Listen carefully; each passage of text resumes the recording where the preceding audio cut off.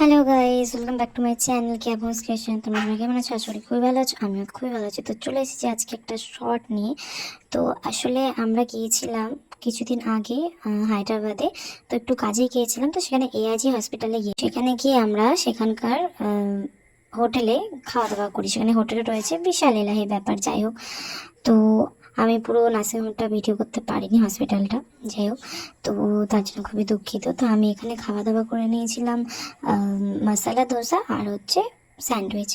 তো সেদিনকার নিরামিষ ছিল বলে মা কিছুই খায়নি, এগুলো খায়নি। ধোসাটা হয়তো একটু ট্রাই করেছিল, আর আমি তবু খেয়ে নিয়েছিলাম। আমিও সেভাবে খাই না, কিন্তু আমি তবু খেয়েছিলাম এই কারণেই যে আমার প্রচণ্ড খিদে পেয়েছিল। আমি বেশিবার না খেয়ে থাকলে আমার গ্যাসের প্রবলেম হয়, তো বাইরে কী খাবো, অত মেনে চললে হয় না, খেতেই হবে। তো যাই হোক, এই যে দেখো জাস্ট ধোসাটা বেশ সুন্দর ছিল। আর স্যান্ডউইচটা যে খেয়েছিলাম, মানে বেশ সুন্দর লেগেছিলো। প্রাইস একটু কস্টলি ছিল, কিন্তু জিনিসগুলো বেশ ভালো ছিল খেতে।